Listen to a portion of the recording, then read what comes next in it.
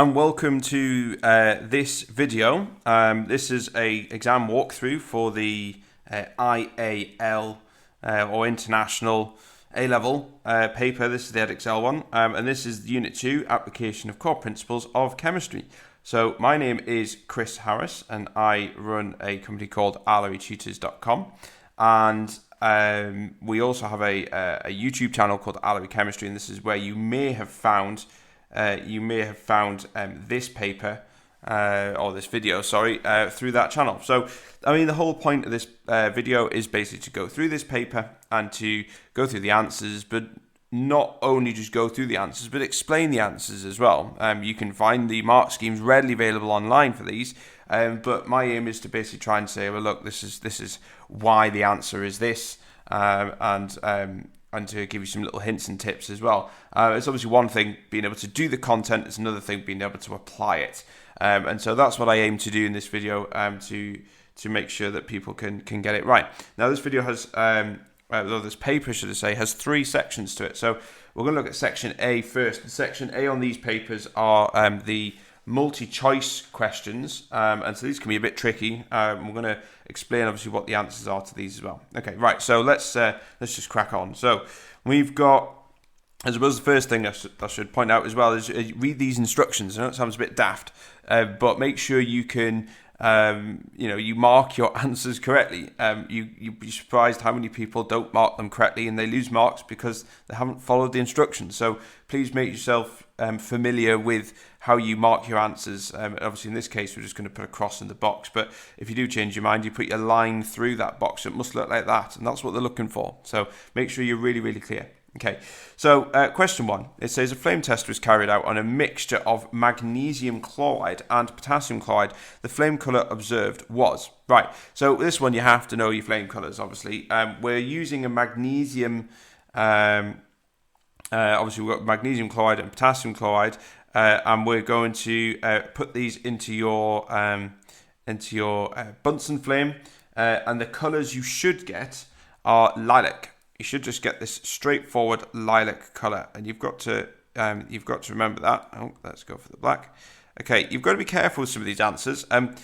Orange would probably signify something like sodium or something like that. Your white flame, and the same with this one as well, like bright white, which masks any colour. This is actually a little bit sneaky because magnesium does, as a metal, magnesium ribbon, when you put it into a Bunsen flame, it will produce this brilliant white light kind of flame, and you shouldn't look at it directly because it can really damage the retina of the eye. So you can see why some people might have put something like this, but remember, this is not magnesium metal, this is magnesium compound, so in a compound, so the flame colour is lilac for that. So you just have to remember your flame colours for that bit. Okay, question 2, the equation for the reaction of lithium with excess water is, so the key word here, I suppose, is the excess water bit, so that's the excess bit there. Excess means that we have, effectively more than 1 mole of something. So immediately what we can do is we can discount B and C, because if you look here, you see we've got 2 water molecules here. There's no moles in front of them, so they're not in excess. So B and C can't be true. We then got to look at A and D. Now, when we react lithium with water, we always form a hydroxide. So, and the hydroxide is obviously D here. In equation A, yes, we do have excess water, but we're forming oxide, which is Li2O2. And this isn't true. We don't form this. We form a hydroxide. So for this one is actually going to be D. So we're going to put a cross in D. Okay. Question 3. Solid sodium is reacted with chlorine gas, and the product of this reaction is added to water. This gives, okay, so what we're going to be looking for is properties of sodium and chlorine gas. When they're reacted together, we form sodium chloride. Now, sodium chloride is just table salt. It's the salt that you eat. So we know what that looks like, and we know, well, we should know its properties. So we're looking at, let's look at our options. It's insoluble, white crystalline solid. Well, that's just not true. Your salt can dissolve in water. It forms a colourless solution. Well, that's true. If you dissolve salt in water, you get a colourless solution.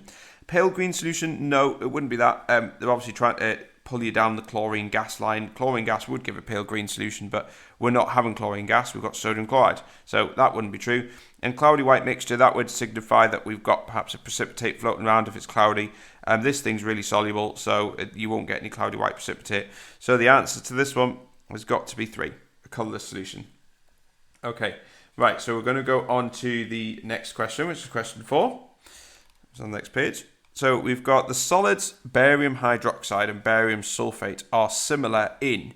Right, so we've got to think about these two compounds here, barium hydroxide, barium sulfate. So we're going to look for similarities. Okay, the first thing is their colours. Well, yes, actually, the answer is the first one. Both of these are just white solids. So they actually do have similarities in their colours, but let's just look at the other ones as well.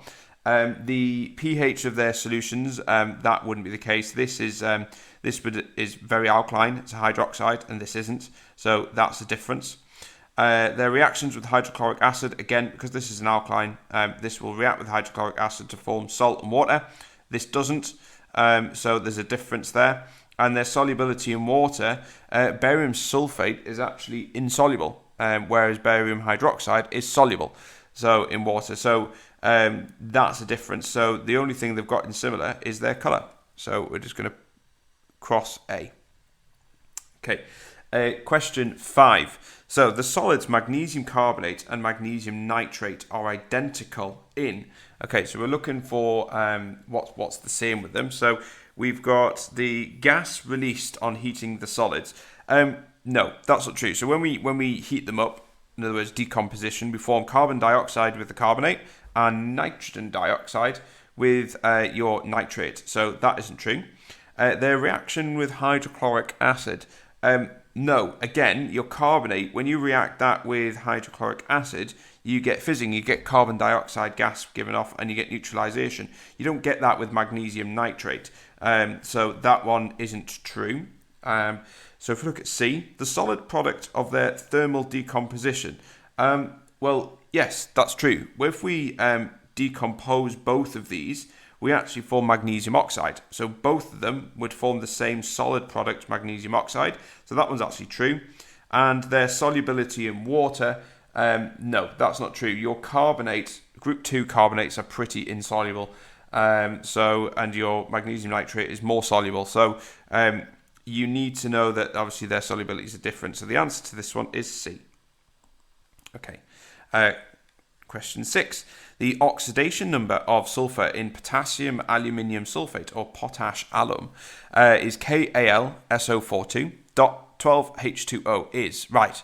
A lot of this you can just ignore. I mean, this water bit, that's going to play no role in this. What they're doing is they're just trying to kind of cloud this information and trying to see if you can pick out the right bits. We're just interested in sulfur. So what we do, you can see here, sulfate, and I'll write this in green. Sulfate is SO4 2-. That's the ion, and we've obviously got the kind of the compound here. You can see we've got 2 of them, so that's going to be 4- in total because of the 2 there. That's for both of them. And our aluminium is 3+ and potassium is 1+, so that's +4 for this lot here. So it just balances. That's all it does. But if I was to just look at the sulfate bit. If I look at oxygen is -2 individually, but we've got 4 of them. So that's going to give us -8 in total. Now our total charge is -2. So in terms of sulfur, our sulfur has got to be +6. Because if I do +6, which is there, and -8 there, that's going to give me -2. Okay, which all adds up, which is great. So we've worked this -2 bit out here from the reaction, or how we've actually bonded it to here. So the sulfate bit's got to be -2 to make sure all this balances. So the answer to this one is actually C. It is +6. So we're just going to put that in bold. Oops. And we're going to put that on there. There you go. Okay, so that's +6. Right, the next one. Question 7. Right, so which one of the following equations represents a halogen displacement reaction that can occur? Right, okay, the key thing with this is we're looking for a more reactive halogen will displace a less reactive halide ion. Okay, so and basically how you identify a more reactive halogen is that the higher up it is in group 7, the more reactive the halogen is. So we're looking for a halogen, which is these lot here, these are the halogens, that is more reactive than the halide that is basically on this compound. So if it appears higher at the periodic table, then it's more reactive. So let's have a look. Iodine is below bromine in the periodic table, so we get no displacement there. Bromine is lower in the periodic table than chlorine, so therefore we get no displacement there. Chlorine is lower in the periodic table than fluorine, so we get no displacement there. So the last one has got to be D, actually. Chlorine is actually higher in the periodic table than bromine, so therefore this one will have you will get a displacement reaction. So the answer to this one is D. Okay. Right, and then on to question 8. So we've got the silver halide, which is insoluble in water, but soluble in dilute aqueous ammonia is. Right, so basically you need to know these tests. These are the ones with silver nitrate. You add your silver nitrate to your halide ion and you get these precipitates. You get your white precipitate, your creams and your yellows. So let's just quickly make a note of that. Let's do some blue. So you've got a white precipitate, you've got a cream, and you've got a yellow. And basically, the white one is your is silver chloride. Your cream is silver bromide, and your yellow is silver iodide. And we can do a further test. If we add dilute ammonia to this one, it will dissolve. If we add concentrated ammonia, this will dissolve. And if we add concentrated ammonia to this, it won't dissolve. So the silver iodide is really stubborn. It doesn't dissolve very well. Well, it doesn't dissolve at all with your concentrated ammonia. So the precipitate, the yellow precipitate, will remain. So in this example, it is the silver halide, which is insoluble in water. So we get these precipitates, but soluble in dilute aqueous ammonia has got to be this one, silver chloride. So 8 is A. So we're going to mark that up. Let's just, there you go. Okay. Question 9. Right, consider the following equilibrium. We've got PCl3 plus Cl2 will form PCl5, and there's our enthalpy value there. In which of the following would both the stated changes increase the amount of product of PCl5 present at equilibrium? Okay, so what we need to look at is, we've got a few things here to look at. We've got an enthalpy change, and we've got, they're all gases, so we can talk about pressure in this case. So we've got 2 moles of gas on the left, 1 mole of gas on the right. Okay, so, and we're looking for something that will increase the amount of this. So to increase the amount of PCl5, what we could do is we could increase the pressure, because equilibrium will shift to the side with the fewest number of gaseous moles to try and reduce that pressure. So actually by increasing the pressure, we get more PCl5. Now, if we look on this here, this enthalpy change tells us that this reaction going forwards is exothermic because it's got a negative sign. So I'm just going to put that on there. So going forward, it's exothermic. And then going backwards, it must be endothermic. Okay, so if I wanted to produce more PCl5, what I would have to do is decrease the temperature, because by decreasing the temperature, the equilibrium will shift to increase the temperature, which is the exothermic direction, and this is the forward direction. So what we need to do, or what we're looking for, is we're looking to decrease the temperature, but we're also looking to increase the pressure. So in this case, the answer has got to be B. So question 9 is B. Okay. Question 10, more equilibria. Right, consider the following simplified equilibrium of an indicator HIN. So we've got HIN, and then we've got H plus, and we've got IN minus. Okay, and they've given us the colours, which is useful. Okay, so it says addition of a few drops of sodium carbonate solution would. Okay, so we're looking for, make the colour of the equilibrium mixture turn purple and then yellow. Okay, well, let's have a look. Carbonates would react with this H plus ion. So if I react the carbonate with that, what it'll do is it'll shift equilibrium to the right, meaning that it'll become more purple. So actually this one, the colour of the equilibrium mixture will turn purple and then back to yellow, is not true. it would turn purple, but it's got no reason to go back to where it has before. We've added a carbonate. It's reacting with a H+. Equilibrium will shift to replace them H+, but at the same time, it will make more of this, which is purple. So it's definitely not A. B, make the colour of the equilibrium mixture paler. No, that's just not true. It won't make any difference in terms of the shade of the colour. We've only got two colours here, yellow and purple, so that is not true. C, make the equilibrium mixture more yellow. No, because that would tell us that it would go to the left, and so that isn't the case. So the last one is D, make the equilibrium mixture more purple, which it does, because equilibrium shifts to the right and you produce more purple. So question 10 is D, which is quite nice. Okay, right, so we're going to look at the next one, which is question 11. Okay, so question 11, which of the following species has the smallest bond angle? Right, okay, this is a classic. You need to know your bond angles, and it's all to do with the lone pairs, or how many lone pairs we've got in the molecule, which determine that. Okay, so let's work through the whole lot. Carbon dioxide, okay, carbon has 4 electrons in its outer shell. It has this kind of setup here. So carbon dioxide looks like that. Now you can see by doing that, there is no lone pair of electrons left. There's none in there because all 4 electrons are involved in 4 bonds with oxygen. So the bond angle for this one is actually 180 degrees. Okay. Let's look at water. Now water looks a little bit something like that. Oxygen has 6 electrons. 2 of them are involved in bonding, so which is the 1 and 2. We've got 4 electrons left. Now what this does is this effectively reduces the bond angle from the normal 109.5, where it would have been a tetrahedral, down to 104.5. So what we're looking for is basically a reduction of 2.5 degrees for each lone pair that we've got. So we start from 109.5 and that goes down to 104.5. So far, water is the answer so far. Okay, but let's just keep going. SO3. SO3 is sulfur trioxide. This sulfur has 6 electrons in its outer shell. Sulfur trioxide looks a little bit like that. All of its electrons are involved in bonding. There's no lone pairs. So the bond angle between this is 120 degrees. So again, it's smaller than CO2, but not quite as small as that. Okay, and the last one, H3O+. This is like a funny setup, I suppose. You've got something like this. You've got a H+. Obviously, the whole thing is a H+.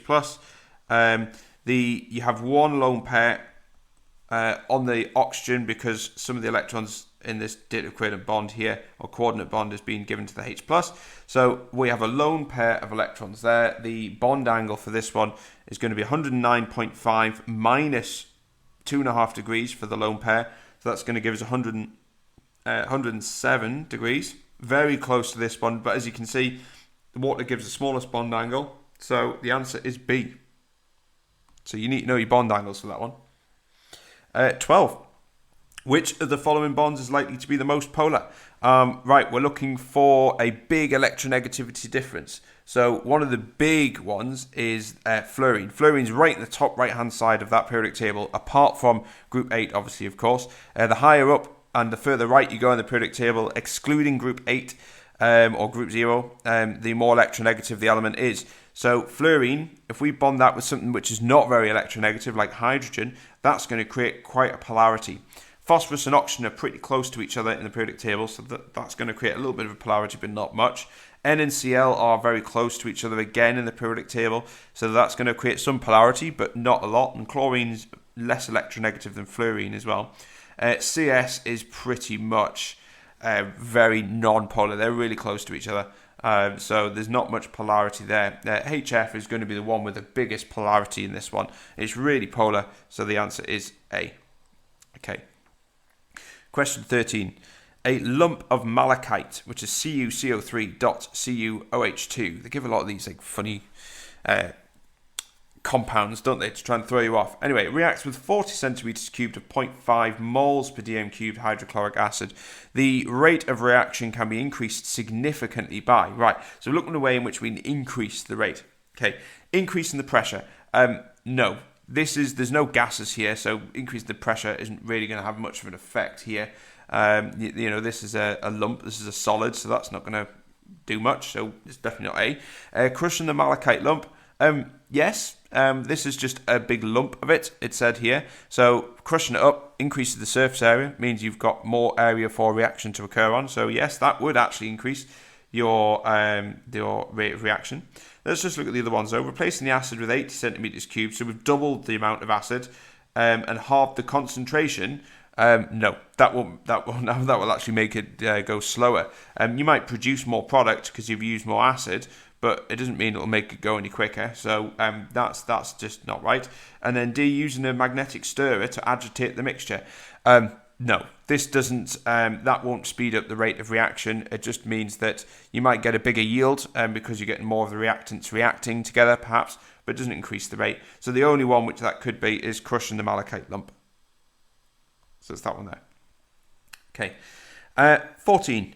Consider the following reaction carried out when 0.1 gram of magnesium ribbon and excess hydrochloric acid. So here's the reaction here. Which method should be used to follow the rate of this reaction? Okay, so we're looking here at this reaction. You can see we've got a solid, an aqueous, and a gas being produced. So because we're producing a gas, then one of the easiest ways of measuring the rate is by using a gas syringe. Basically, you collect the gas that's being produced. So let's have a look anyway. Measure the pH of the solution using a pH meter. You could do, it's going to be quite difficult to, this is acidic and this would be a salt. It's going to be pretty difficult to quantify that and get an exact amount. So that's going to be quite tricky, that, and you don't know if it's been calibrated properly.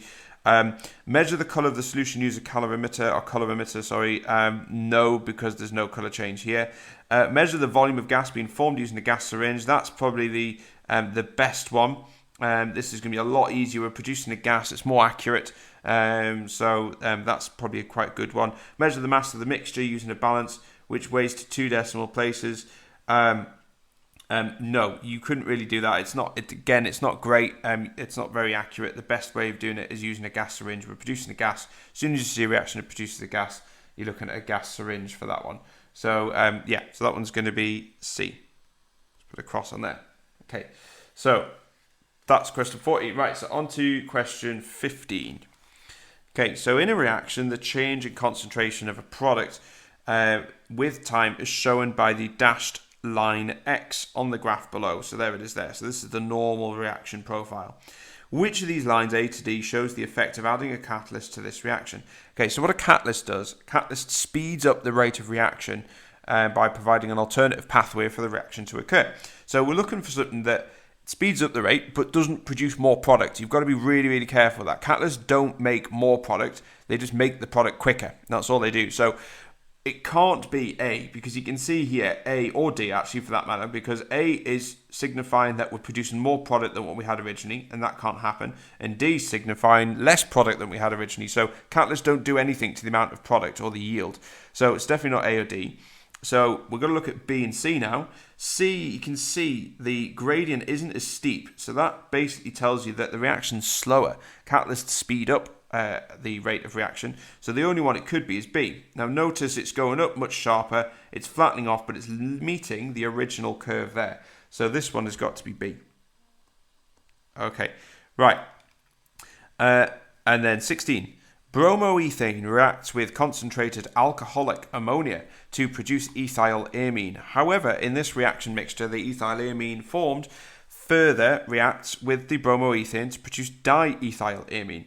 This further reaction of ethylamine can be best limited by carrying out the reaction with. Okay, so we are basically trying to limit the amount of further reactions with the product that we've just formed, which is the ethylamine. Now, your ethylamine will react, if there isn't much ammonia in there, it will react further and it will just keep on reacting to form diethylamine. So a way in which you can try and reduce this, one of the classic ways is actually using an excess of ammonia. Having loads of ammonia means there's plenty opportunity for your bromoethane to react with the ammonia and to stop it from reacting any further than that. Because if there wasn't enough ammonia, then this reaction would react with other molecules of bromoethane, and it would just basically keep reacting. You form dibromo and you form diethyl and then triethyl, etc. It'll just keep on reacting. So one of the best ways of doing that is by adding excess ammonia. So this one is actually D in that case. Excess bromomethane would actually make it worse. We don't want that. You'd actually get more of this because we've got loads of this. Less concentrated ammonia, no, we don't want that. That's effectively reducing the amount of ammonia molecules. That will make it worse. Iodoethane instead of bromoethane, that won't make any difference. We're not looking for that. This iodoethane, the bond would break much more readily. It would react quite readily for this one. So it's definitely that. So the only answer here is excess ammonia. Okay. Question 17. Okay, right. So question 17, it says in the preparation of 1 bromobutane from butan-1-ol, it is preferable to react the sodium bromide with 50% sulfuric acid rather than concentrated sulfuric acid. So the main reason for not using concentrated sulfuric acid is because, right, okay, so what we're looking at is sulfuric acid. Now, sulfuric acid has this ability to oxidize compounds, and if you have enough of it, it will do it. It will oxidize substances, so especially concentrated acids, sulfuric acid in particular. So that's one of the key things we've got to take away from this. Now, by using 50% sulfuric acid, basically it's more dilute, so we haven't got as much of it, and so that means it's less likely to oxidize any other products. So the fact that it makes the reaction too exothermic isn't really too much of an issue. So that isn't. Obviously, this is the answer here. It oxidizes HBr to Br2 because that's what the sulfuric acid would do. It's a dehydrating agent. That wouldn't really make any difference for this one. It's not something that we need to look at. And it's more hazardous. That's true, but you just take precautions to reduce them hazards. So the main one, this is the main reason for not using it, is because it will oxidize HBr to Br2. And so that's the main reason why we're doing it. And that's why we don't use it. So, because it is after the main reason. Okay. Question 18. Okay, the reaction between aqueous hydroxyl and a halogenoalkane to produce an alcohol is classified as. Okay, so we've got aqueous hydroxyl, which is OH minus aqueous.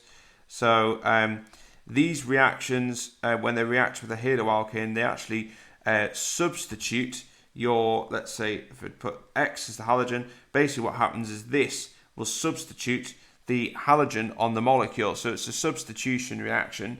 And you need to know that this obviously has a lone pair. We have lone pairs sitting on these oxygens here. And because it has a lone pair, we actually call this a nucleophile. These are nucleophile. Okay, so these are nucleus-loving species. So on this carbon, we have a delta positive and a delta negative on there.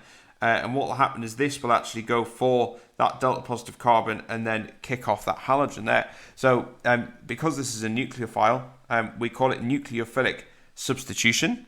So that's the one, so we're basically it's between C and D. And this bond here is being broken. Both electrons in this bond are moving to one of the to the halogen. So because of that, we say it's broken heterolytically. We're getting both electrons there. In other words, asymmetrically, both electrons from this bond are going in there. Homolytic is where one electron goes one way, one electron goes the other way. So this is going to be C. Okay, number 19. Which of the following has the longest bond length? Okay, so we're looking for a molecule with the longest bond length. Anything with double and triple bonds are going to be really short. So immediately we can get rid of C and D because it can't be C and D because they're quite short. So basically we've just got the difference between ClCl and HCl. Now where we've got quite a small atom like this, generally we get a shorter bond. So with HCl, H is really, really small, and Cl is obviously quite a large atom. Whereas this one is two large atoms together, and it's just going to push them slightly further apart, and the bond's going to be a little bit longer. So we're looking at the size of the atoms here, and Cl has the longest bond length because they're the biggest atoms. Anything with double and triple, like I say, you can just ignore. So the answer is A. 19 is A. Okay. And we're on to the, I believe, yes, this is the last question. Quite long, isn't it? Right, so 20. So we've got a Maxwell-Boltzmann distribution graph. Can be used to illustrate the effect of increase in temperature on the rate of a chemical reaction. Which area on the graph indicates the increase in the number of molecules that have sufficient energy to react when the temperature changes from 400 Kelvin to 420 Kelvin? Right, okay, so we've got the fraction of molecules with a particular energy. And we've got the energy along the bottom here. And you can see we've got the two temperatures. We've got 400 Kelvin and we've got a 420 Kelvin here. And there's our activation energy line there.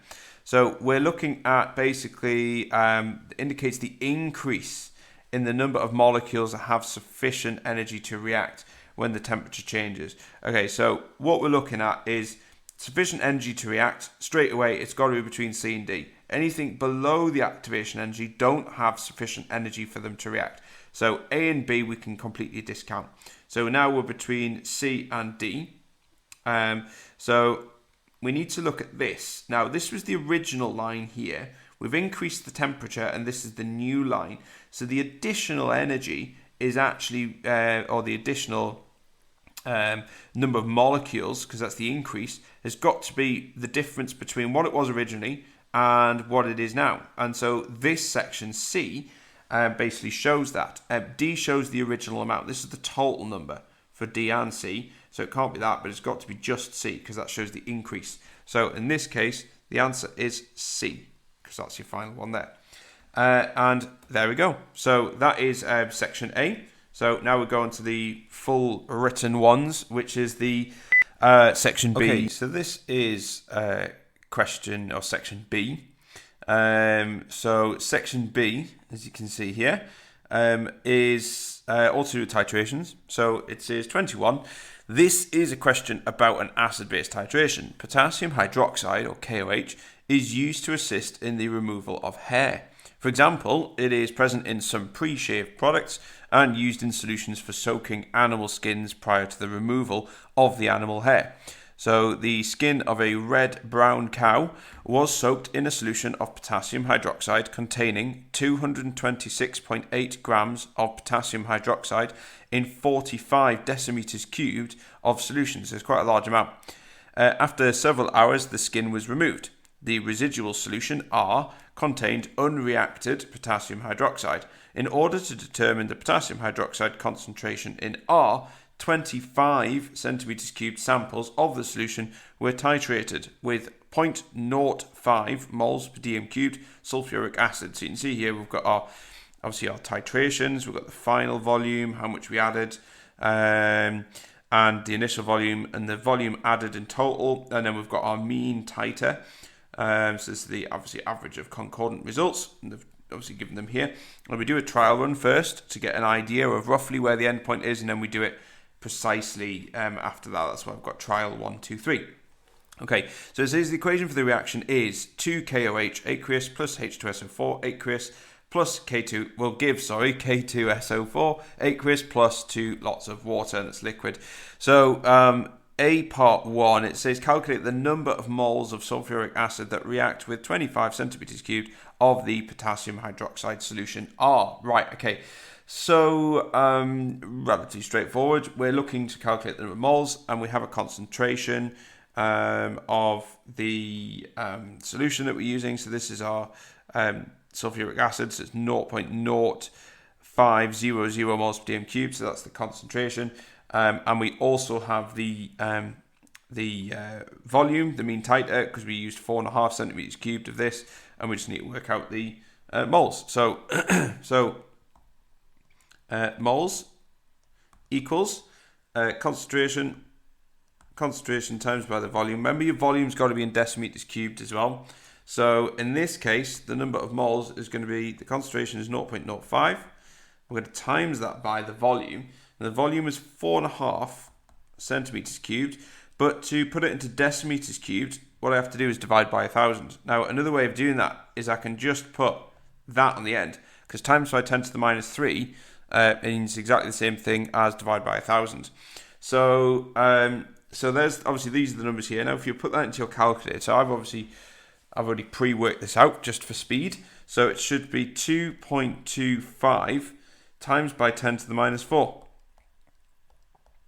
And that's moles. So this should tell you the number of moles of the sulfuric acid that was used to react with 25 centimeters cubed of potassium hydroxide. This is solution R, so this is the residual, whatever was left. Okay, part 2. From your answer to part A, part 1, deduce the number of moles of potassium hydroxide in the 25 centimeters cubed of solution R. Right, okay. So we need to obviously use our equation to work this out. We know the number of moles of sulfuric acid because we've just worked it out here. So it's just simply a case of timesing it by 2 because they want to know the number of moles of potassium hydroxide. So you can see it's a 1 to 2 ratio. So yeah, pretty straightforward. So it's 2, let me just get my pen. 2.25 times by 10 to the minus 4. Multiply that by 2. And we should get a value of 4.50 times by 10 to the minus 4. Let me just rewrite that one out again.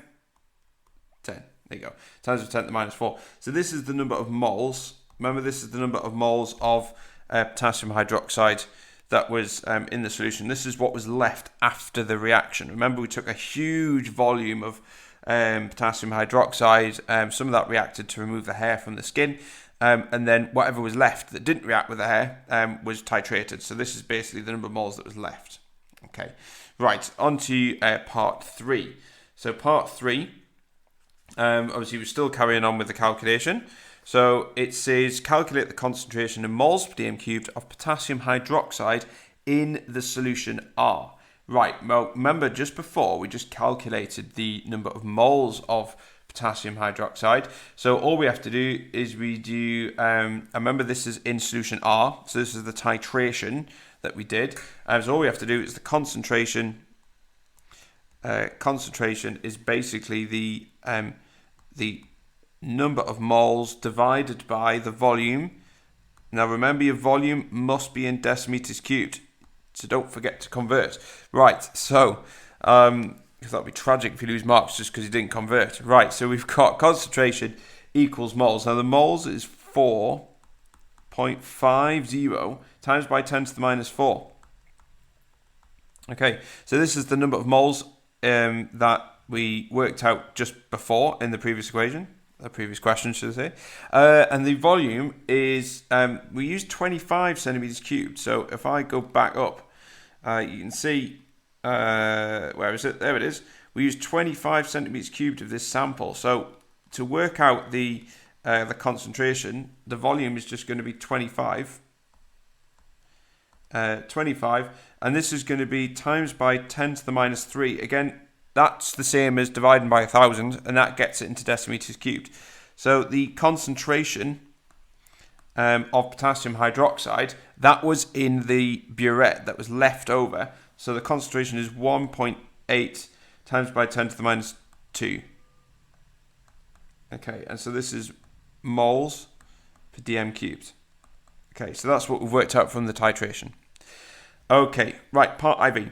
Calculate the difference between the initial concentration of potassium hydroxide used to soak the animal skin and the concentration of solution R, which you have just calculated in A part 3. So that was this number here. Okay, so we've got the relative atomic masses and we can use them to work this out. Okay, so the first thing we need to do is work out the concentration in the initial solution of potassium hydroxide. So this was the huge, massive vat of potassium hydroxide that we added to the skin. So we're going to work out that bit first. So the first thing we have to do, to work out the concentration, we need to know the moles of it first. So I'm just going to put on here. So the initial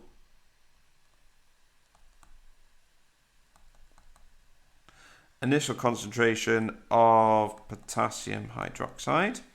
Okay, so the initial concentration of potassium hydroxide, we need to work out the number of moles.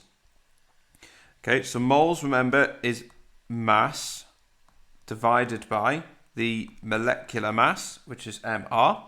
Now, the mass, they said, I think was 200 and something. Let's just have a look. There. Yeah, so this was remember, this was soaked in a solution of potassium hydroxide, and it contained that much potassium hydroxide solution. So we have to use this mass here first, and we're going to divide that by the mR. Now, the mR is just obviously you use your periodic table for that.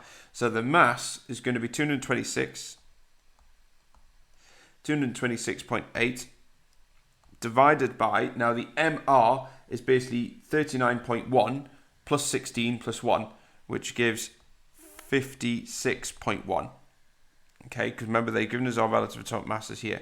Now, if we put that into your calculator, you should get a value of 4.04278.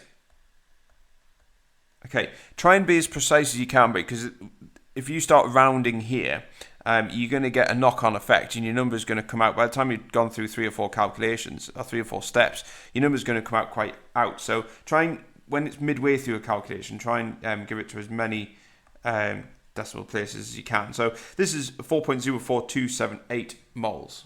Okay, then, because now we know the moles, we're going to work out the concentration. And this is the concentration of potassium hydroxide. The concentration is moles divided by the volume. Okay, so the number of moles we've just worked out there, which was 4.04278. We'll divide that by the volume. Now, the volume we used, remember, in the original solution was 45 decimeters cubed of solution. This was in the original amount. This is not the titration amount, this is the original amount. So we're going to use that number there. Now, because it's already in decimeters cubed, we don't need to do anything to it. We literally just put in 45. So that makes it a bit easier. And then we're going to get our answer, and you should, again, try and give it to as many decimal places as we can initially, and we can round at the end. So this should be 8.9840 times by 10 to the minus 2. Okay, so this is the initial concentration of potassium hydroxide. So I'm going to put that in there. 8.9840 times by 10 to the minus 2. So we've got that. Okay, brilliant. Right. So what we need to do now is we need to work out the difference between the two. Okay, so this is the concentration in the initial amount. Now, if I just go back up, remember this was the amount of potassium hydroxide that was left over. This is the concentration that was left over. So basically, we're going to take this number and we're going to subtract it away from that number. So I'm just going to write that down there. So this was 1.8 times by 10 to the minus 2, if you can remember from that bit. So all we do to work out the difference, okay, so the difference is 8.9840 times by 10 to the minus 2. Subtract that away from the amount that we titrated, 1.8 times by 10 to the minus 2. And so the difference should be 7.1840 times by 10 to the minus 2. Okay, and that's the answer. So we're going to put that in there. 7.1840 times by 10 to the minus 2. And that's the difference. Remember, that's a concentration, so that's moles per dm cubed. So that's the difference in concentration. Okay, so that gets you 3 marks. Right, part B, or part 5. So calculate the total mass of potassium hydroxide used up in the soaking process. Give your answer to 3 significant figures. So they've been really specific here. So yeah, what we've done is we've worked out the difference in concentration. So this is the difference from, obviously we had this bit of skin with some hair in it, and we've added this potassium hydroxide, and there's been some potassium hydroxide left over, and we've titrated that. So that's the kind of the mechanism or the story behind it. So what they're wanting here is saying, right, well, let's calculate the total mass of potassium hydroxide used up. So because it's saying used up, we have to use the number that we've just worked out here. That's the difference as the concentration. And if we're going to work out the total mass, we need to work out moles. So I've got this saying, if in doubt, work out the moles, because it gets you work out loads of things from the moles. So moles equals concentration times by the volume. Okay, and the concentration is the difference, because that's remember we're looking for the amount that's been used up. So it's times by 10 to the minus 2. We're going to multiply that by the volume. Now remember, we started with 45 decimeters cubed of solution. That's how much we had at the start. So to work out the number of moles that's been used up in this original volume of solution, we just do that sum there. And if we put that into our calculator, we should get 3.231 moles. Okay. And then once we've got the number of moles, we then use that number to work out the mass. Okay, so remember, the mass of something is the moles. It's the number of moles times by the MR, so the molecular mass. So we've got the number of moles as 3.231, and we're going to multiply that by, now our molecular mass, remember from the previous question, was 56.1. So we're just going to put in 56.1 in there.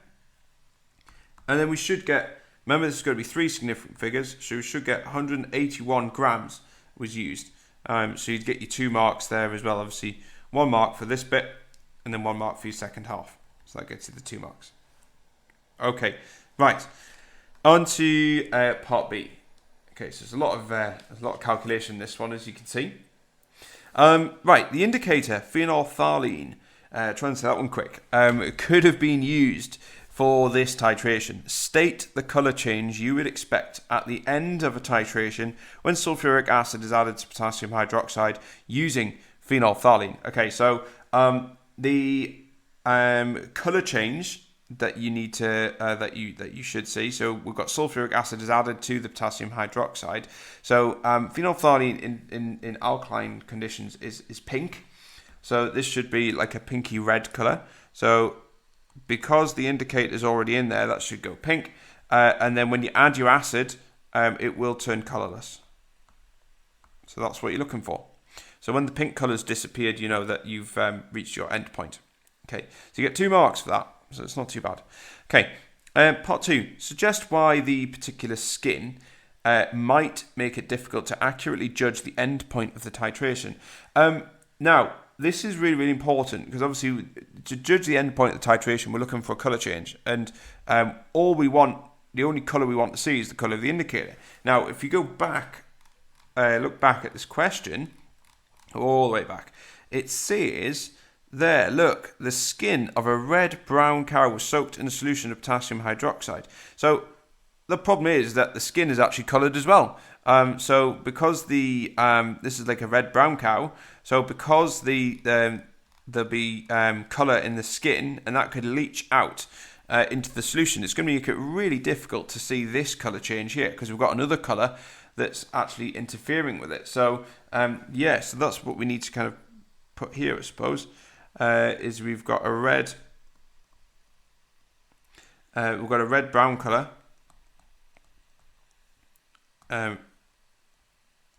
From the hair, and that's effectively dissolved in the solution.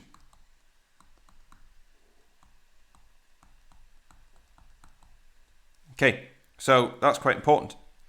Right, part 3. Phenolphthalein is used as a solution in ethanol, which is highly flammable.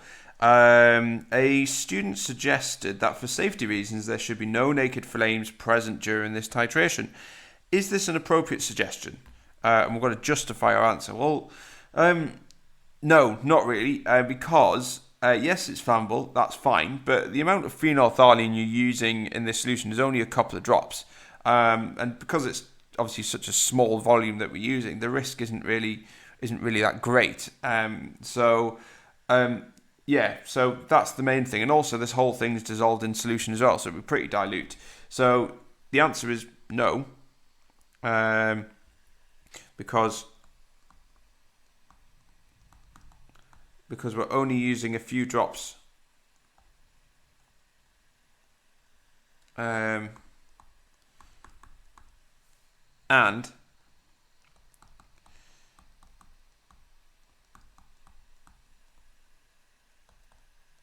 it's diluted in solution as well, so it's not going to be a massive risk. So yeah, okay. Right, part C. Titration experiments use equipment with a measurement uncertainty. For a pipette, the uncertainty is plus or minus 0.06 centimeters cubed on the volume measured. For each burette reading, the uncertainty is plus or minus 0.05 centimeters cubed. By calculating the percentage error from the burette titer value of 4.5 centimeters cubed and for the pipette volume of 25 centimeters cubed, show that in this case the burette error is greater than the pipette error. Right.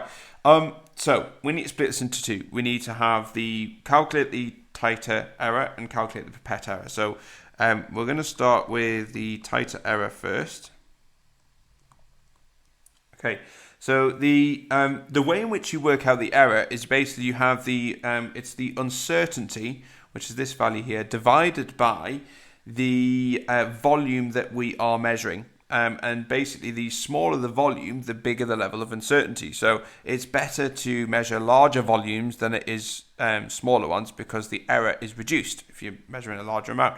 So in this case, because it's only 4.5 centimeters cubed, so the error is going to be, it's not going to be too bad, but it's going to be quite significant compared to something, say, like 45 centimeters cubed, which is a larger volume. So that's always the case with anything in chemistry. So the titer error in this case is going to be 0.05, but remember with your titration, you're measuring it when you fill it up, and you're measuring it to the start amount, and then you measure it again at the end. So when you get to the end point, you're measuring it again. Because you're measuring it twice, there's two sets of errors there. Measuring it at the start, the initial amount, and measuring it at the end. So we have to multiply that by 2, because we've got two reading errors. And we divide that by 4.50. Don't forget that times by 2. That's quite important. I think a lot of people might forget a bit about that one. We're going to multiply that by 100 because it's a percentage error. And then what you should get is an error of plus or minus 2.2%. So if you put that in your calculator, that's what you should get as an answer. If we have a look at the pipette error. Okay, so the pipette error is going to be 0.06.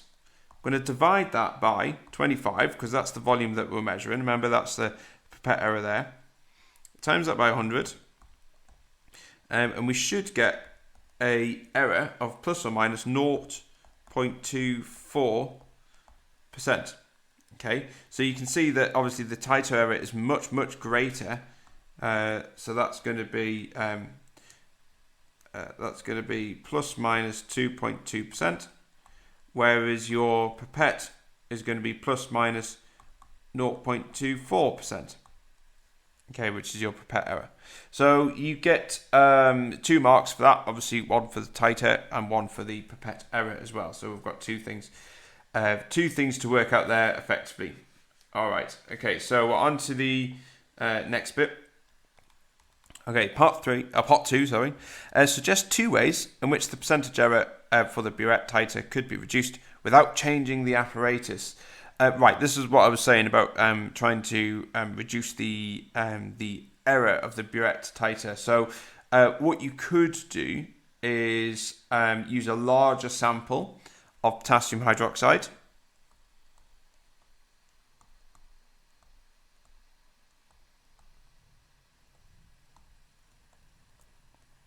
Of KOH, potassium hydroxide there. So by doing this, what we're doing is obviously reducing the error. So if I use a larger volume, I'm going to have to have a larger titer as well. And so the larger the titer, obviously the lower the percentage error. So if we look at our calculation here, there's the titer value. Obviously, if I'm using a larger amount of potassium hydroxide, I'm going to be using a larger volume of this stuff here, and that's going to have a lower effect on the percentage error. So a larger sample of potassium hydroxide would be ideal, or what we could use is we could have a greater concentration of potassium hydroxide. Let's put that on there.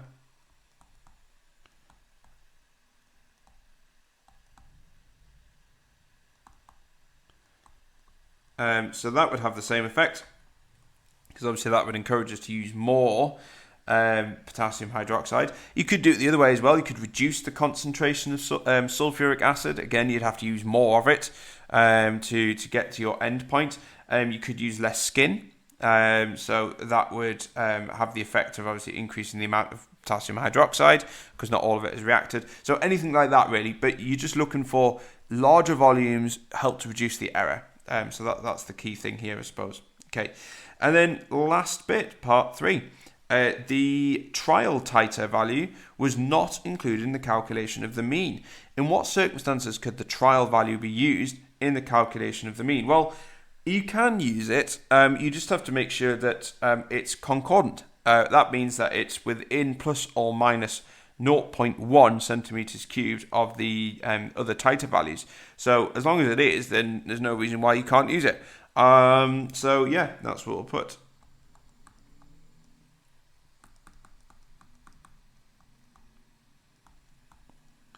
Yeah, so you might have heard of that word concordant. Basically, it just means it's within plus or minus 0.1 centimeters cubed of the other titers. Okay, so yeah, so that's obviously the end of this question. So we've got 17 marks in total.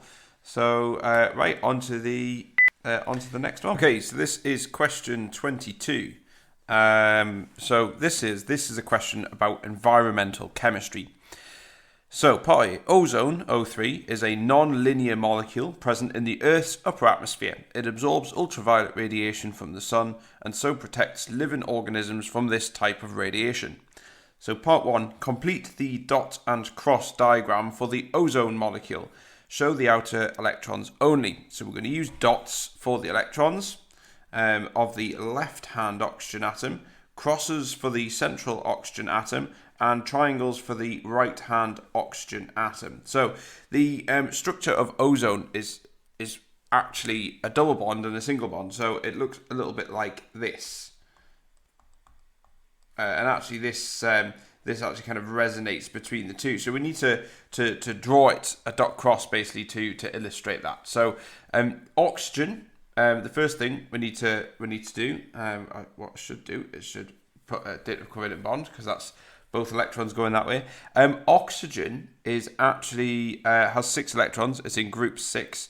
So I'm going to draw our dots first. So this one has got 6 electrons of its own, which go there. Okay. The oxygen in the middle actually has the electrons, because this is your date of covalent bond. So both electrons in here are being donated to oxygen to give it the 6. Now the ones in the middle, remember, we represent with crosses. So we're going to put 2 crosses in the middle there. Okay. This oxygen, like I say, has 6 as well. So it's got 1, 2, which are there. 1, 2. We're going to have 3, 4, which go there. And then the other ones, or 2 of them, are involved in bonding for a double bond. So I'm going to put 1 there and 1 there. Okay, so this means it's got the 6 electrons of its own. It's sharing obviously 2 with this one as well to get the 8. So we're going to represent them with triangles. So there's 1, there's another one. Okay, and then effectively whatever we've got left is just the 2 electrons that sit on this one, like that. So you can see we've got double bond there. We've got our date of covalent bond or coordinate bond there. And just make sure, add them all up and make sure you've got 8 on each side. So that's how you get that one. So that's 2 marks. And in part 2, it says explain why ozone is a non-linear molecule. Right, the first thing really we need to do is to look at the central atom. You can see we've got a lone pair of electrons there. This is, if there was no lone pairs of electrons in the central atom, that would make it linear. But this isn't. And what this is going to do is it's going to push these 2 oxygens either side of each other. So actually, even though we're drawing this out as a diagram over here as straight, it's actually not linear because these two electrons here. So, and that's what we need to put. So we're going to put the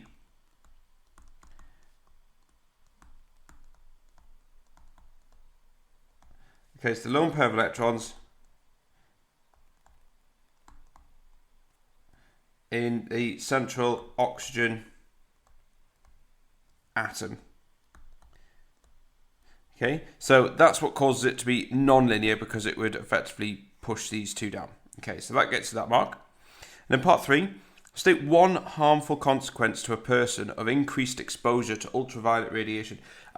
Right, UV is really, really damaging. It's a highly energetic, high frequency radiation. And then when it hits your skin, it actually damages the cell structure and the DNA in there, and it causes cancer. So basically, you get an increased exposure of ultraviolet radiation.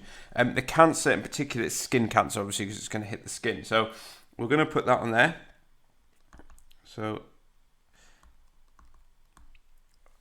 higher risk of, we call it actually malignant melanoma.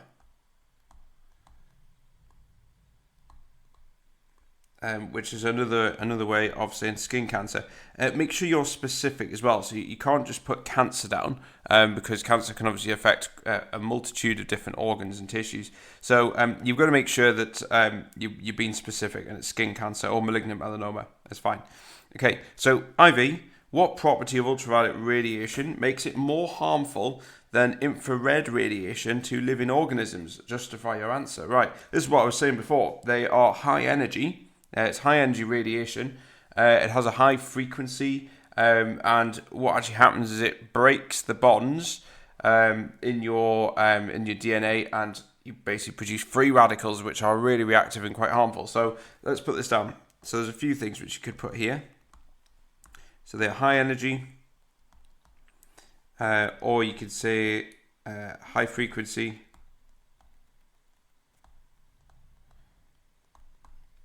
Radiation, and what they cause is they can cause free radicals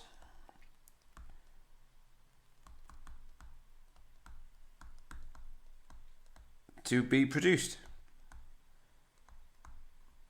Okay, so that gets you the 1 mark. Right, on to the next bit. So this is part 5, and so part 5 is looking at nitrogen oxides. And in particular, we're looking at aircraft emissions. And these are involved in the depletion of the ozone layer. And one of these oxides is the free radical nitrogen monoxide. So we need to define the term free radical. So the term free radical basically means it's a species that has an unpaired electron.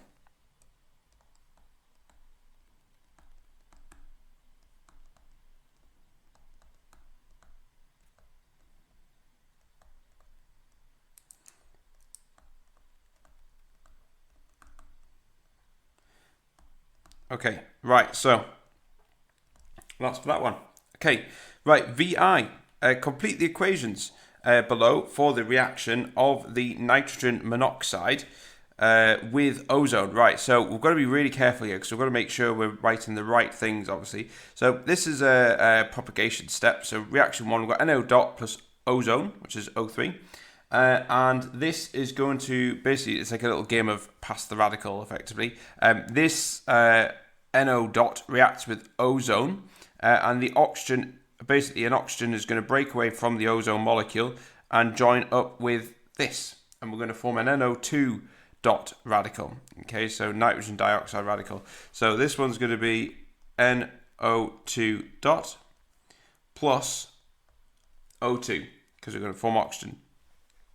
And remember, obviously this is, it's saying here that nitrogen oxides are involved in the depletion of the ozone layer. One of these oxides is a free radical nitrogen monoxide. That's what this is here. Okay.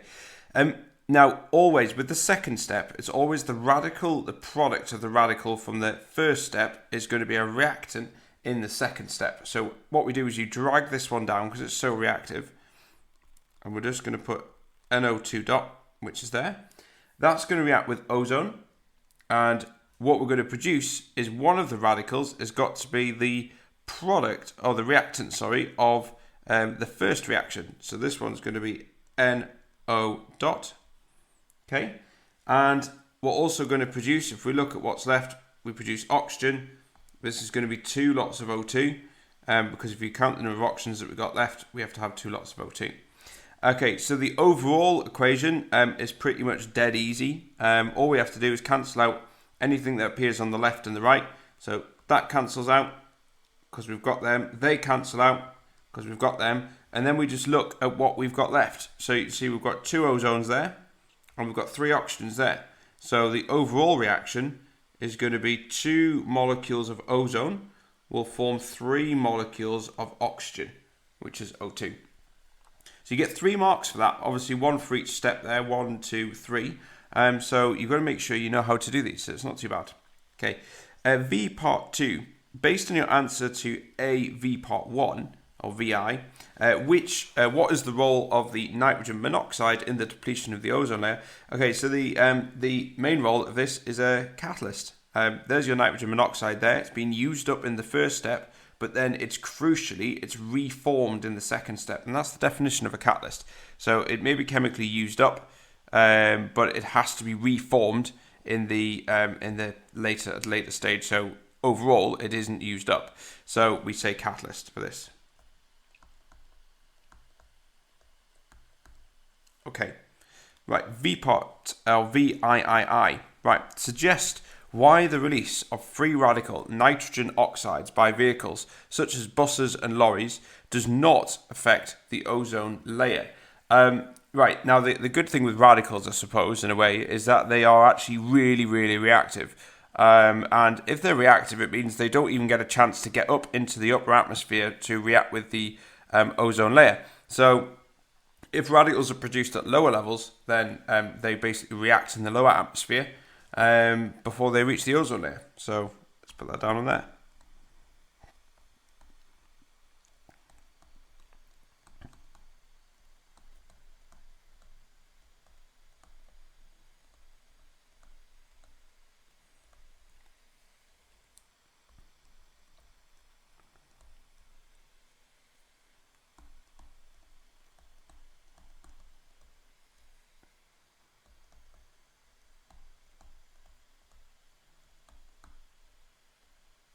Okay, so part B.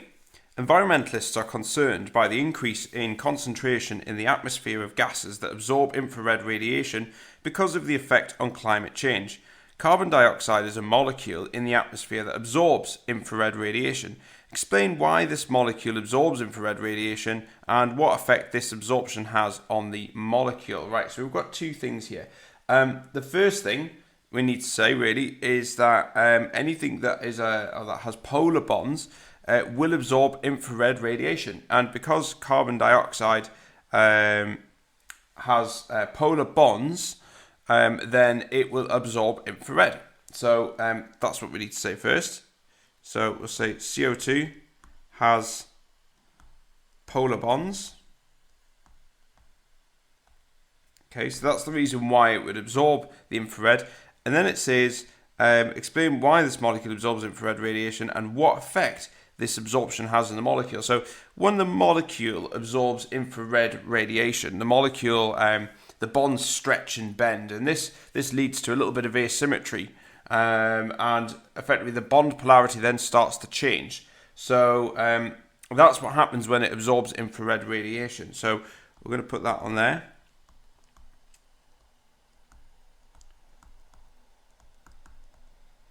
Okay, so the bond polarity changes. So we get 2 marks for that. So you get CO2 has polar bonds and the bond polarity changes. Okay. Right, on to the next part. So this is part 2. This is quite a big question, as you can see. Part 2.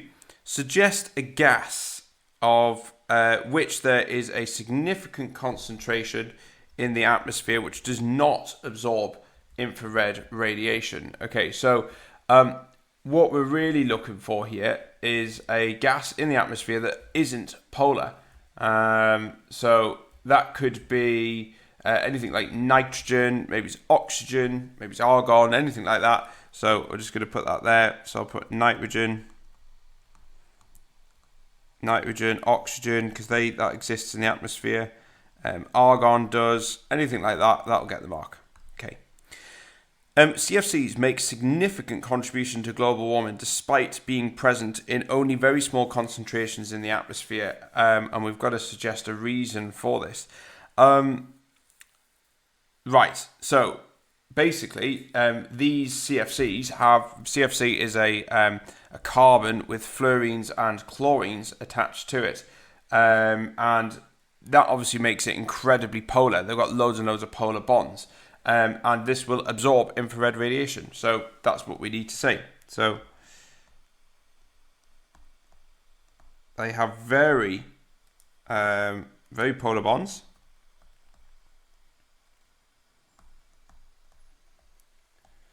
Okay, and this absorbs infrared radiation.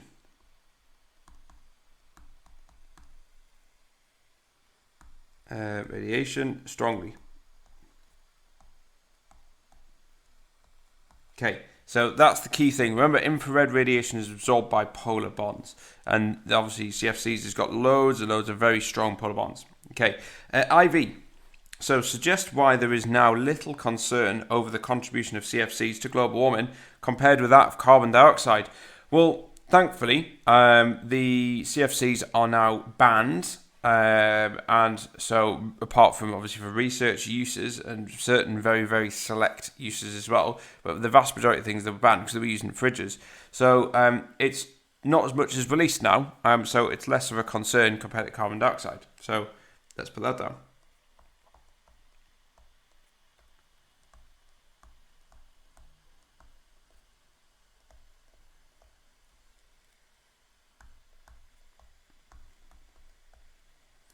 Okay, so not as much is released. Okay, so that gets you that mark there. Okay, and then part V. Water vapor is another molecule in the atmosphere that absorbs infrared radiation, but is not considered to be responsible for the anthropogenic climate change. Justify this statement. Right, so basically anthropogenic change is caused by humans. It's man-made. So that is us putting pollutants and things into the atmosphere. Now the problem with water is water's naturally found in the atmosphere anyway. And the water levels pretty much remain constant, to be honest.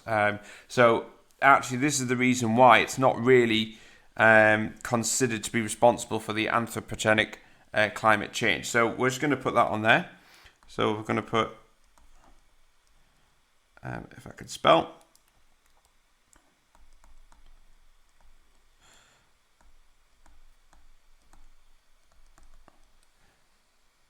okay. So that's the first bit, is we say that it's man-made. And we can say that water is present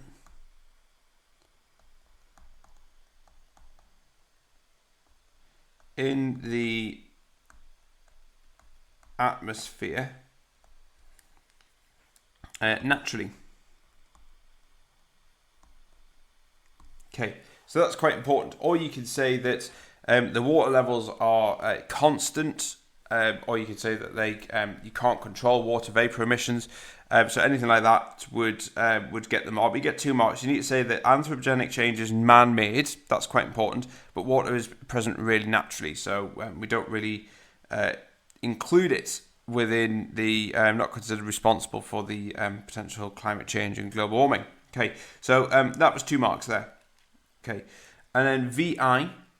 The term carbon neutrality has become widely used with reference to biofuels. Use of biofuels is one of the measures employed in an attempt to stabilise the level of carbon dioxide in the atmosphere and hence to reduce climate change.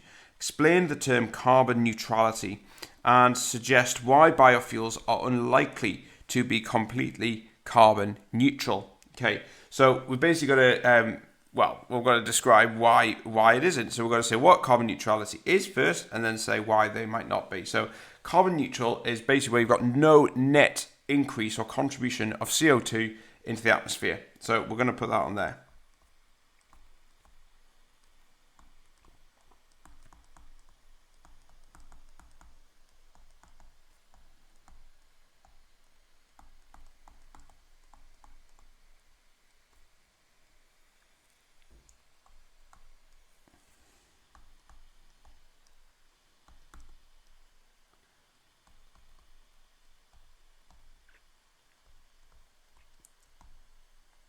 Okay, so we've got no net increase of CO2 in the atmosphere, but the reason why this is not strictly carbon neutral is because actually with biofuels you have to transport that fuel. So once you've farmed it and you need to put it in a lorry, you need to transport it to a place where they make the actual fuel.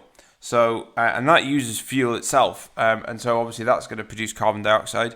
Also, the manufacturing of pesticides and fertilizers that go in to help growing the crop in the first place will probably use fossil fuels as well, which produce carbon dioxide. So it's strictly not classed as carbon neutral in that respect. So I'm going to put that on there. So CO2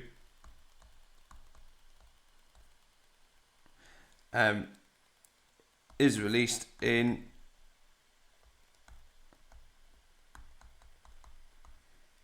transporting the fuel, or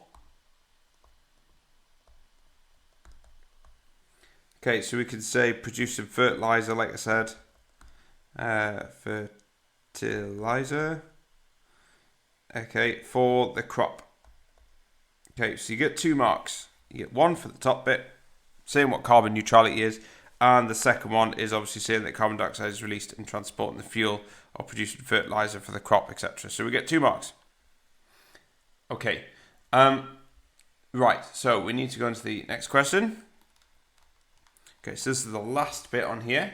So this one is just looking at 2 measures other than the use of biofuels by which the chemical industry could reduce its carbon footprint. Okay, so now we could do quite a few things with this one, to be honest. There's loads and loads and loads of answers.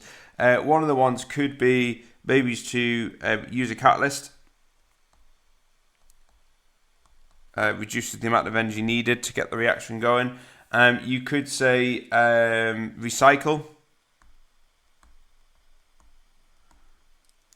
Recycle. Or you could do waste reduction strategies. So reducing the amount of waste that you reducing the amount of waste that you produce could be one as well. You could have things like thermal insulation within the factory. That could be another one. Heat recovery. We could do that one as well. Using a high atom economy process is another one. So trying to use all the atoms that you've got in your reactants and using them to make your products. You could use carbon capture. So perhaps trying to store the carbon underground somewhere instead of releasing it into the atmosphere. Anything like that really would effectively try to reduce the carbon footprint of the company there. But you get 2 marks, so I think you might get the idea there. But there we go. So that is question 22. So now we're going to go on to question 23. Okay, so this is question 23, and this is section C. So it's the last bit of the paper. So it says some organic molecules, either on their own or as part of a mixture, contribute to some very unpleasant odours. The molecule shown below, commonly called isovaleric acid, is responsible for the smell of sweaty feet. Okay, so there is the culprit there. So isovaleric acids can be used to produce esters that have an important industrial uses in the pharmaceutical industry as sedatives and tranquilizers, and in the food industry as flavouring and fragrance additives. So the molecule with the systematic name which is 5-alpha androst 16-ene 3-one, labeled X, is in this question, is found in human sweat and urine. So there it is there. However, in other situations, these molecules can induce a very different effect. For example, X is present in commercial products used by pig farmers to determine when sows are ready for mating. So what is the systematic name for isovaleric acid? So this is this molecule here. We just have to name the molecule, find the longest carbon chain. We've got 1, 2, 3, 4 carbons. So this is going to be a butanoic acid. And on the we always have to name from this side. So this is carbon 1, carbon 2, and carbon 3. So it's not that side. So we always start from the carboxyl functional group. So that's carbon 1, 2, 3. So that's 3-methyl butanoic acid. So we're going to put that on there. So 3-methyl butanoic acid. Okay, right. So that's that one. And B, what is the molecular formula of isovaleric acid? Right, so this is your isovaleric acid. We're looking for the molecular formula. Count the carbons. 1, 2, 3, 4, 5 carbons. Hydrogens will have 3 on the end there, 3 on the end there. We will also have 1 there. We'll have 2 there. And we also have 1 there. So that's 10 hydrogens. And then 2 oxygens. So this one, the formula should just be C5H10O2. Remember, it's the molecular formula. So what you can't do is you can't put COOH on the end because that shows a structural formula. So it's really important that you do write the molecular formula and don't get it confused with the structural. Okay, right, on to the next bit here. So this is part C. So this is where we have to look so that we're going to draw a few isomers here. So isovaleric acid has 3 structural isomers, which are also carboxylic acids. One of these acids is drawn in the first box below. So there it is. And it says in the empty boxes below, draw the structures using skeletal formula. So we must draw it like this in the skeletal form of the 2 other carboxylic acid structural isomers of isovaleric acid. Okay, so structural isomers, we're just going to restructure this chain, this carbon chain, and we're going to draw them, but it has to be in a skeletal form. So I suppose the first one, let's go for this one. So we've got 1, 2, 3, 4 OH, double bond oxygen. Okay, so and then we also have, or what we're going to draw is a methyl group effectively coming off this one here. So there you've got 1, 2, 3, 4, 5 carbons. 1, 2, 3, 4, 5 carbons. Same number of carbons, same number of hydrogens, O and the OH there. So it's make sure, because it's a isomer, it has to have the same molecular formula, but this one's structured differently, as you can see. Okay, and the third one could be something like this. 1, 2, 3, 4. Okay, I'm going to put a double bond O there. And then what you could have is basically 1 and 2 coming off there. So again, count the number of carbons. 1, 2, 3, 4, 5. So we've still got 5 carbons, but this structure, as you can see, is different. We've now, instead of just got 1 branch, we've got 2 branches coming off the same carbon. So again, it's a different isomer, but make sure it has the same number of carbons, hydrogens, and oxygens, because that's exactly what an isomer is. Okay, and so that gets you the 2 marks there. Okay, and in part D, at room temperature, valeric acid is a liquid. It is sparingly soluble in water and very soluble in ethanol. Describe simple experiments you could carry out to show the different solubilities of valeric acid and these in 2 solvents. No measurements are required, but you should state how you would make your experiments valid. So state the expected observations from your results. Okay, so to make sure they are valid, we have to make sure that it's fair. We have to keep certain things constant. So what we're going to do is effectively you're going to take your 2 test tubes and you're going to add equal amounts of each solvent. into the each test tube. We're then going to add equal amounts of valeric acid into each one, so one into the water and one into the ethanol, and we're going to give them a good old shake, and then we're going to have a look at the results. Now, if it doesn't dissolve, you'll get 2 layers, because you'll get obviously the layer and the aqueous layer and the layer of the valeric acid that you're using, and the other one, if it does dissolve, you should just get 1 layer. So, but there's our 3 marks. So the first thing is we're going to use equal volumes of each solvent. That's quite important. So we're going to use equal amounts of each solvent. We're then going to add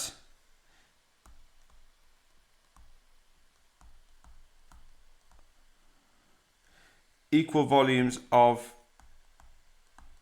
valeric acid and shake to mix them. Okay, and then what we should see, because it is asking what we should see so 2 layers form with water, because it said it was insolvent, and just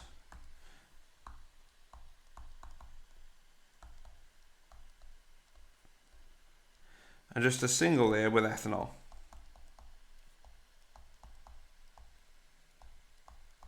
Okay, so 3 marks.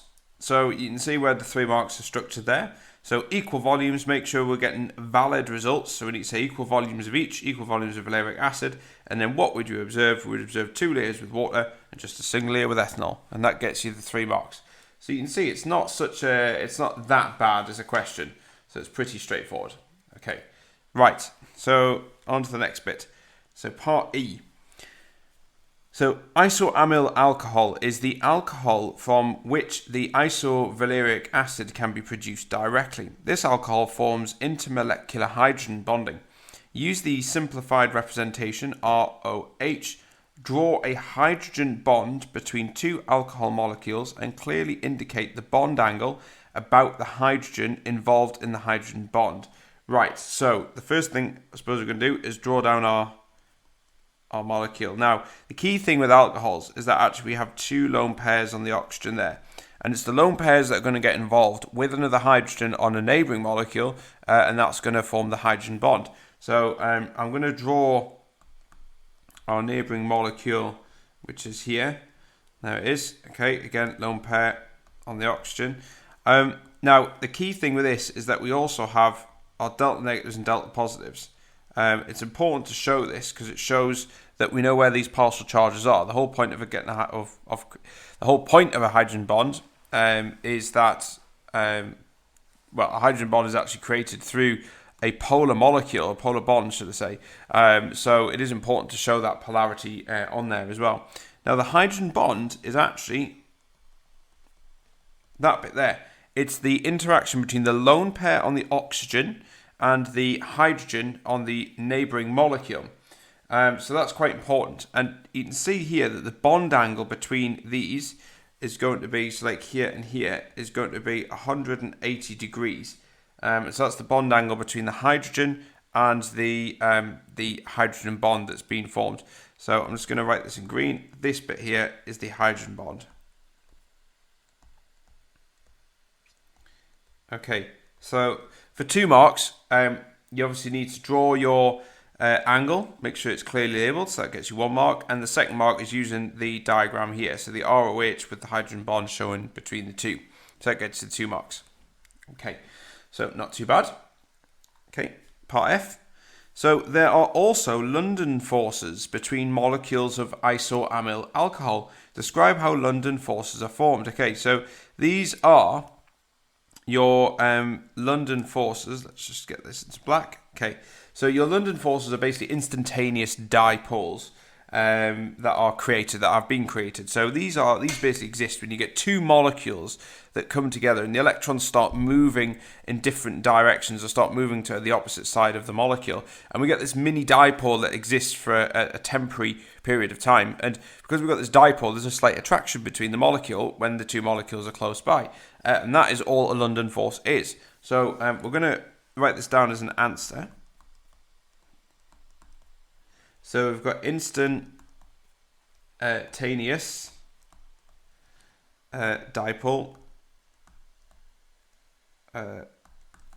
is created. Okay, so that's quite important. As there is an induced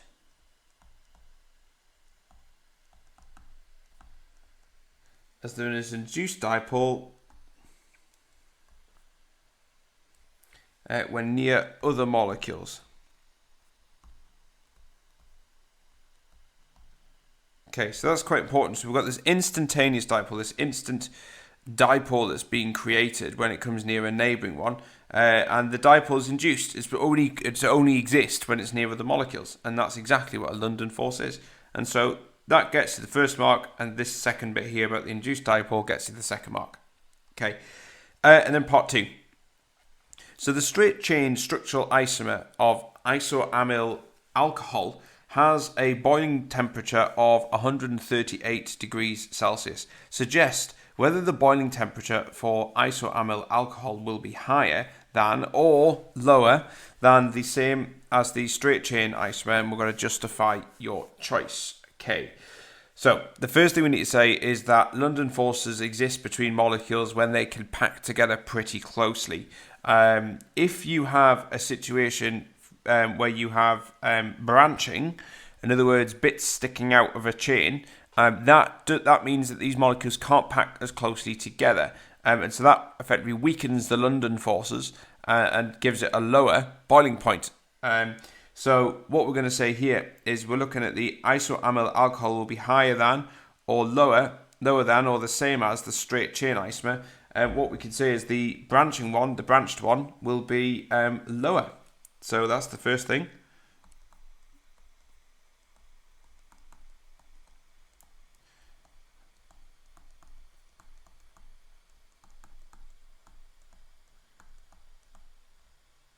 Okay, so that'll be lower.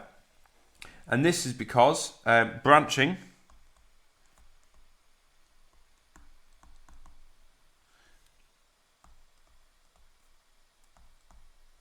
reduces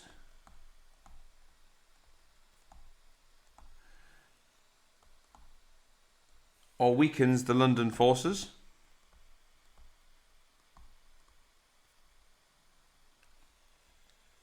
And the reason why is because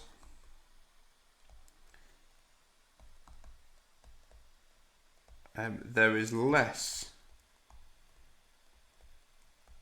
surface area contact. So this is between the molecules, and so they can't get close together.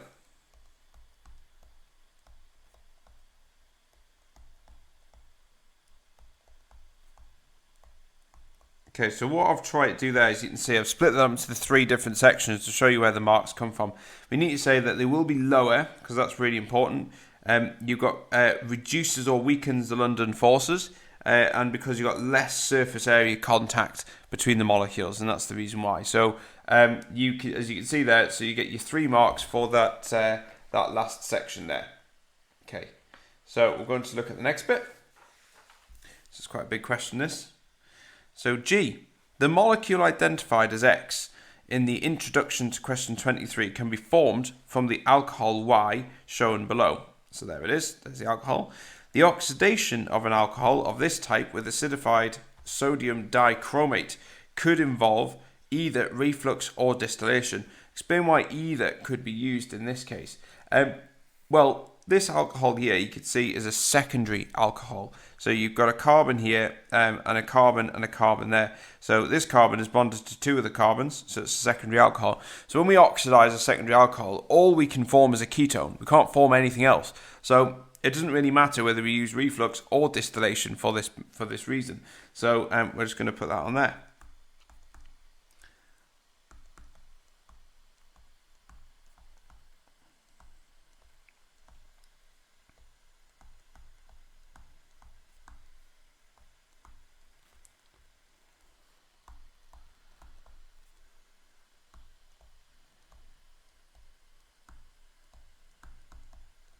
Okay, so that can only form a ketone.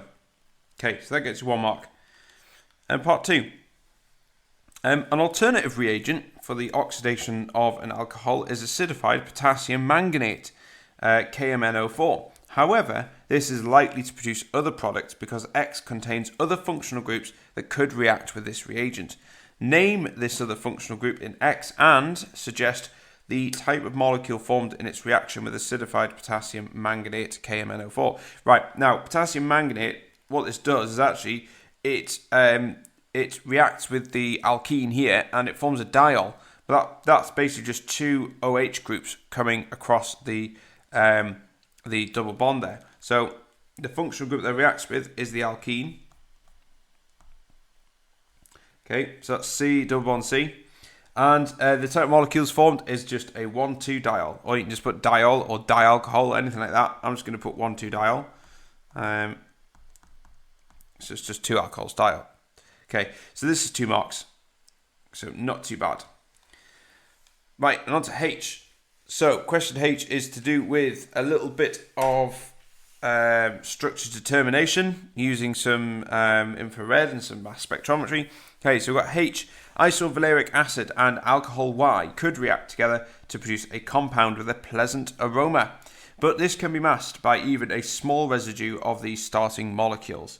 Generally, spectroscopic methods are much more reliable than sense of smell in detecting the presence of molecules. The infrared absorption ranges associated with some functional groups are given below, so we've been given this data. By quoting appropriate data, describe how both infrared spectroscopy and mass spectrometry can be used or could be used to determine the presence of isovaleric acid. And the skeletal formula of isovaleric acid is shown below. Right, so it's 4 marks, and this is the last question, look. Okay, so we've got 4 marks. Right, the first thing we need to do, let's start with the infrared bit first. So let's do the IR bit. So we're looking for different groups here. You see we've got a carboxylic acid group here. And we've got 2 bits here. So let's look at the OH bit first. And what we have is an OH stretch in a carboxylic acid should give us a peak at 3300 to 2500. So we're going to put that there.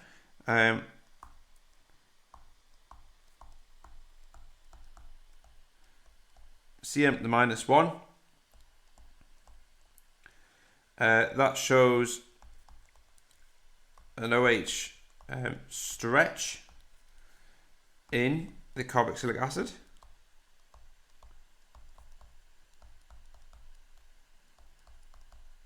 Okay. Let's look at some other bits as well. We've got here a C-double-bond-O stretching in carboxylic acids, and that's exactly what we've got. So we should get a peak there. 17250 to 1700. So we should get 17250 or 1725, sorry, not 250, to 1700 centimeters to the -1. Okay, so this should be the C double bond O stretch in carboxylic acid. Okay, and that's pretty much what we'll get from infrared. We can't really get much else from there. So let's look at the mass spec.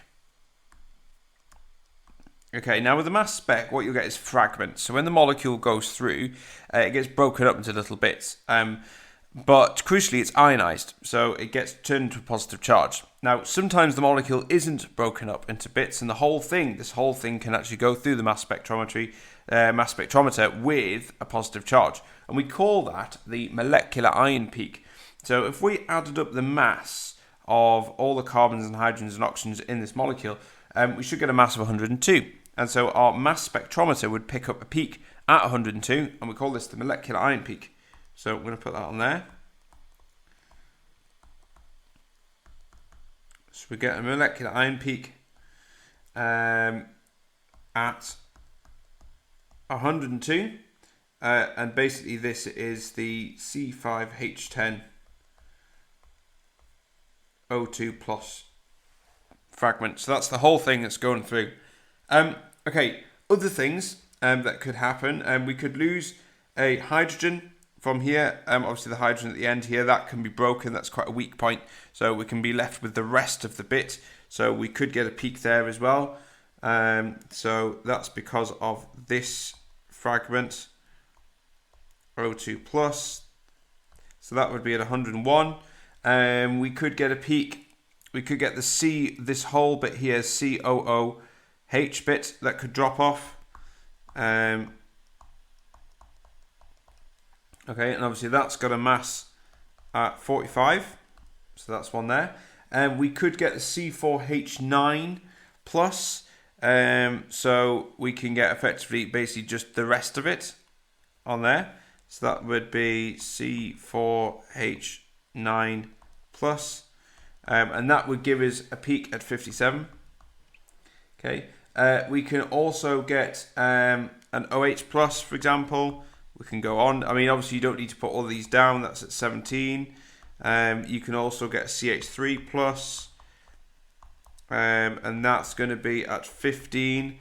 So we can get anything like that. We can even get this fragment, which is a little bit different, which is CH3, CH,